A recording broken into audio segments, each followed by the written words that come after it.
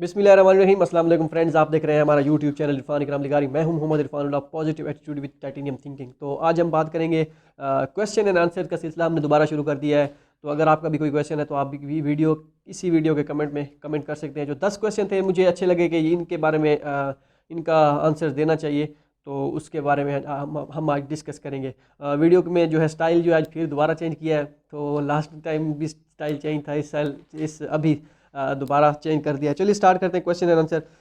10 हम ऐसा करेंगे कि रोज़ाना इंशाल्लाह कोशिश करेंगे, कोशिश हमारी ज़रूर होगी इंशाल्लाह कि हर हर रोज़ एक वीडियो आए क्वेश्चन एंड आंसर की, जिसमें 10 क्वेश्चन जो होंगे जो अच्छे मतलब कि वैलिड या जिसे पावरफुल क्वेश्चन जो समझे आप उसे, वो होंगे जो बताने वाले होंगे, वो हम इंशाल्लाह उनके बारे में बात करेंगे। आज 10 क्वेश्चन थे। तो पहला क्वेश्चन है, नेव इंटरटेनमेंट के नाम से चैनल था, कि अगर कोई बंदा ऑलरेडी सीएससी स्कॉलरशिप पे हो और वो अप्लाई करना चाहे आंसू स्कॉलरशिप के लिए, और जब स्कॉलरशिप लग जाए क्या वो सीएससी स्विच करके जो है जा सकता है आंसू स्कॉलरशिप के लिए? तो बिल्कुल जा सकता है, लेकिन आपको उसके लिए पहले तो एनओसी लेना पड़ेगा। अगर एनओसी नहीं लेते उसको वहीं से वहाँ से आपको स्कॉलरशिप कैंसिल करवाना पड़ेगा। तो कैंसिल करवा के आप जा सकते हैं, लेकिन ये अभी इसका कुछ मतलब कि पता नहीं वो यूनिवर्सिटी वाले एनओसी देते हैं या नहीं देते, इसकी बिल्कुल कोई गारंटी नहीं है। वो आपको ये पूछेंगे कि भाई आप ऑलरेडी यहाँ पे फुली फंडेड स्कॉलरशिप पे हैं और वहाँ पे दोबारा आप फुली फंडेड पे जाना चाहते हैं, तो हम तो आपको जो है सारा स्टाइपेंड वगैरह सब कुछ दे रहे हैं, तो आप क्यों जाना चाहते हैं? फिर आपके पास कोई सवाल किसी को उसका जवाब नहीं आपको आपके पास होगा कि आप उनको क्या कहेंगे। तो बेहतर यही है कि यार इसी को ही आगे कैरी करें, ताकि ये भी सीट ज़ाया ना हो, और वो जो और सीट जिस पे आप दोबारा अप्लाई करना चाहते हैं, मतलब दोबारा नहीं उस पे आंसू पे करना चाहते हैं, वो भी किसी और को मिल जाए। तो इसी को कैरी करें, शायद यही आपके लिए बहुत अच्छी है, इसी अपॉर्चुनिटी जो है, तो इसी के आगे कैरी करें। मैं तो आपको यही मशवरा दूंगा। ठीक है, ये छोड़ दें कि स्टाइपेंड वहाँ पे पीएचडी के लिए 6,000 7,000 आरएमबी है, वो सारी चीज़ें। वहाँ पे भी डॉर्मेट्री जो है आई थिंक वो आपको खुद करनी पड़ेगी। बच बचा के आपके पास 5,000 आरएमबी बच जाएगा। यहाँ पे 3500 है, 1500 आरएमबी आपको ज़्यादा मिलेगा, और एक साल भी आपका ज़ाया हो जाएगा। तो ये चीज़ें मैं अगर होता तो मैं यही करता। आगे आपकी मर्ज़ी, आप जैसा मर्ज़ी करें। ये क्वेश्चन का आंसर था, वो मैंने दे दिया, और मैंने सजेशन भी दे दी साथ जो मुझे अच्छी लगी। ठीक हो गया, बाकी आपका मसला, आप अपनी मर्ज़ी आपकी। तो जी सीरीज़ के नाम से था कोई क्वेश्चन चैनल के, कितनी यूनिवर्सिटी में हम सीएससी स्कॉलरशिप के अप्लाई कर सकते हैं? भाई 3, सिर्फ और सिर्फ 3 यूनिवर्सिटी के लिए आप सीएससी स्कॉलरशिप पे अप्लाई कर सकते हैं। अगर आप सोच रहे हैं कि मैं चौथी पे अप्लाई कर दूंगा नया अकाउंट बना के, या ये वो सारी चीज़ें, आपकी एप्लीकेशन सबमिट नहीं होगी। 3 फॉर्म जब आपकी इन्फॉर्मेशन के साथ सबमिट हो जाएंगे, तो चौथा आपका सबमिट ही नहीं होगा। वो कहेंगे कि इस साल के लिए आपकी 3 एप्लीकेशन जो है उन पे ठप्पा लग चुका है, वो सबमिट हो चुकी हैं। ठीक है, ठप्पा मतलब ये कि सबमिट हो चुकी हैं, चौथी आप नहीं कर सकते। तो आप सुकून करें, तो ये सही रहेगा। 3 ही हो सकती हैं, चौथी हो ही नहीं सकती। तो सिर्फ और सिर्फ 3। इसके बाद मोहम्मद इमरान का क्वेश्चन था कि मुझे यूनिवर्सिटी स्कॉलरशिप मिली हुई है, क्या सेम यूनिवर्सिटी में फुल स्कॉलरशिप के लिए अप्लाई किया जा सकता है? मेरी पार्शियल स्कॉलरशिप है अगर, या मुझे पार्शियल मिली हुई है, तो क्या मैं सेम यूनिवर्सिटी में फुल स्कॉलरशिप के लिए अप्लाई कर सकता हूँ?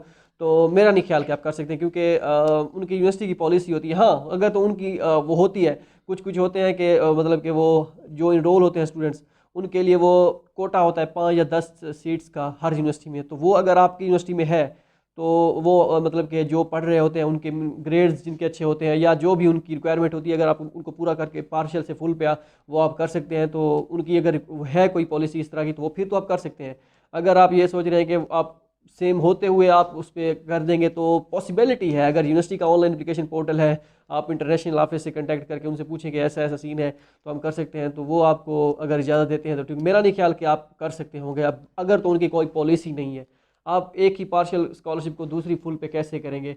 पॉसिबल मेरा नहीं ख्याल कि ऐसा होगा। बाकी ये यूनिवर्सिटीज़ पे डिपेंड करता है कि किस तरह की पॉलिसी उनकी है। ठीक हो गया। फरवा मुश्ताक का क्वेश्चन था कि गेट सीएससी स्कॉलरशिप, लेकिन मैं दोबारा सीएससी स्कॉलरशिप के लिए अप्लाई करना है, यूनिवर्सिटी लो रैंक है जिसमें मेरा एडमिशन हुआ है। तो अगर मुझसे पूछें तो लो रैंक यूनिवर्सिटी जो है वो सही है। क्यों सही है? क्योंकि वहाँ पे एक तो इतनी ज़्यादा सख्ती नहीं होती, और इस इतना जो है उनका वो मतलब कि बर्डन इतना नहीं डालते। जब टॉप रैंक में बंदा आता है, तो फिर बंदा जो है ना फंस जाता है। ठीक है, तो ये चीज़ें आपको देखनी होगी, ये सारी चीज़ें। हाँ, अगर नहीं, आप नहीं कर सकते लो रैंक से हाई हाई रैंक में नहीं जा सकते, क्योंकि आपकी एप्लीकेशन ऑलरेडी सीएससी के पास है। जब आपकी एप्लीकेशन दोबारा जाएगी तो वो कैसे क्योंकि अब आपका पासपोर्ट नंबर पे दोबारा उन्होंने JW201 फॉर्म बनाएंगे वो, तो उनको पता चल जाएगा। तो ये ऐसा मुश्किल हो भी सकता है, लेकिन मेरे ख्याल से नहीं होगा। पॉसिबिलिटी है हो जाए, मुझे नहीं लगता कि ऐसा हो। तो आप ये काम ना ही करें तो बेहतर है। अगर मैं होता तो मैं ना करता। तो ये सवालों के जवाबों के साथ साथ जो मेरी सजेशन होगी, जो मुझे लगता होगा, वो भी मैं आपको बताऊंगा। आगे से आप करें या ना करें ये आप पे डिपेंड करता है, लेकिन मेरा जो है मकसद बताना, जो मेरे पास जो थोड़ी बहुत थोड़ा बहुत है नॉलेज, उसके बारे में मैं आपको आगाह करता रहूँगा। तो ये आप ऐसा मेरा नहीं ख्याल के कर सकती हैं, उनको आप उसी को स्कॉलरशिप को कैरी करें। ठीक हो गया जी। ये क्वेश्चन इसी तरह के, इस वजह से ये इस तरह के जवाब देने पड़ रहे हैं जो मुझे लगते हैं। इसके बाद 5 क्वेश्चन पूछे थे। फिजिक्स क्या था एंड सिविल इंजीनियरिंग के नाम से कोई चैनल था। क्वेश्चन इंपॉर्टेंट थे कि मैंने साउथ ईस्ट यूनिवर्सिटी में अप्लाई किया है, लेकिन यूनिवर्सिटी पोर्टल पे CSE का फॉर्म जो है अपलोड करना भूल गया।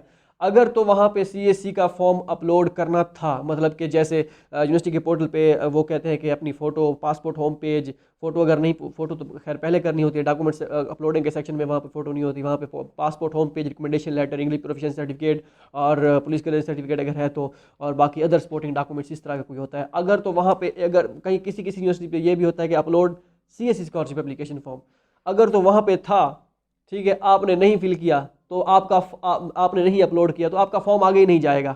ठीक है, वो कहेंगे ये अपलोड करें। अगर नहीं था, अदर सपोर्टिंग डॉक्यूमेंट्स में आप सोच रहे हैं कि मैंने वहाँ पे अदर सपोर्टिंग डॉक्यूमेंट्स में जो है मैंने वहाँ पे CSE का फॉर्म अपलोड नहीं किया, तो कोई मसला नहीं है। अगर तो बाकायदा ऑप्शन था, आपने नहीं किया, तो फिर तो आपका फॉर्म आगे ही ना जाता जब तक आप अपलोड ना करते। साउथ ईस्ट का मेरा नहीं ख्याल क्या है, क्योंकि लास्ट टाइम मैंने अप्लाई किया था, उसमें उसमें अलग से नहीं है, मतलब कि उसमें ऑप्शन जैसे रिकमेंडेशन लेटर का, और इसी तरह उसका CSE का फॉर्म नहीं है अपलोड करना। तो अगर आपने वहाँ पे अपलोड नहीं किया यूनिवर्सिटी के पोर्टल पे, और अदर सपोर्टिंग डॉक्यूमेंट्स में भी नहीं अपलोड किया, तो कोई मसला नहीं है। आप जब आपका CSE का फॉर्म सबमिट है साउथ ईस्ट के एजेंसी नंबर के साथ, डेट्स इट, और यूनिवर्सिटी का फॉर्म पोर्टल जो है वो सबमिट है, इट्स ओके। ठीक है, कोई मसला नहीं है, इसमें परेशान होने की बिल्कुल भी कोई ज़रूरत नहीं है। ठीक हो गया।